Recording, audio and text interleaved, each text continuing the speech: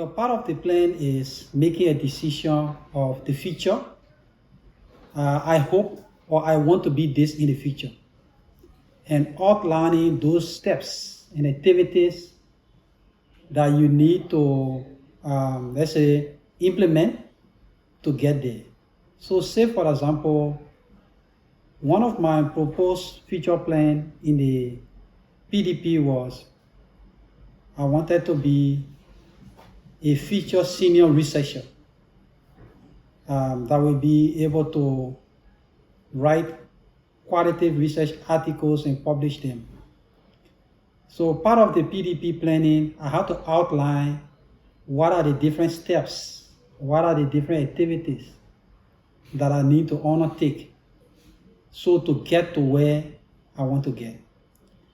It also helped me in managing my own time as to planning activities and working in time to ensure that your activities are implemented as per time. It also helps me in monitoring my deliverables, because if you come up with specific timeline on activities, you want to ensure that those activities are implemented and the achievable landmarks are available.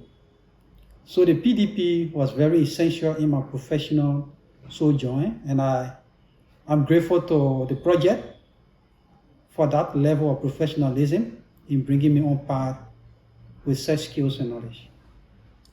Well, as part of my goal, when I was putting together my PDP, was to see that I increase my publication in terms of visibility to my individual self, visibility to the project, and so what I achieved from here.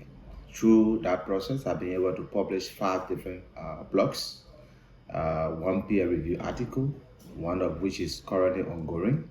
So I can tell you, say, in Redress, my goal to publish a peer review article will be achieved.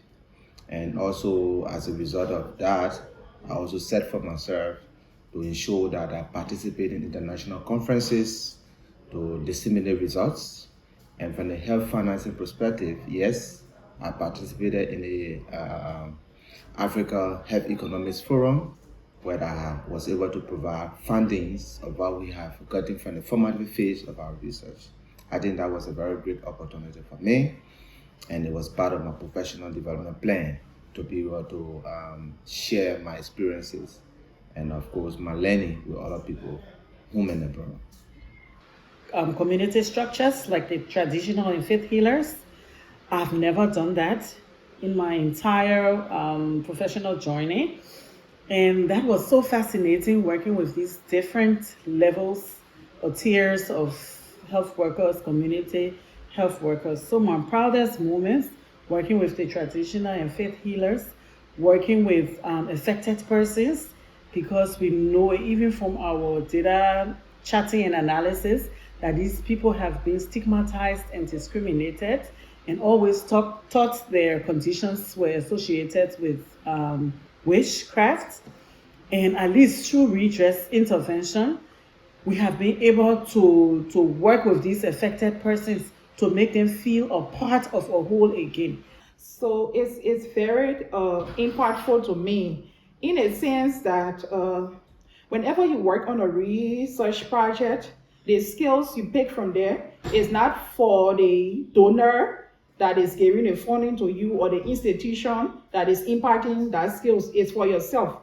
So now, from 2020 to this point, I've been working on the Redress project.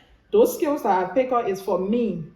So I will use that skills in terms of survivor, getting work for myself, even in terms for my country. So we know that research is something that is picking up in Liberia. So all of those knowledge have been imparted in me. I can even use it for health system strengthening in Liberia. I can use it to be able to get seed funding grant. So those skills, they are very helpful to me.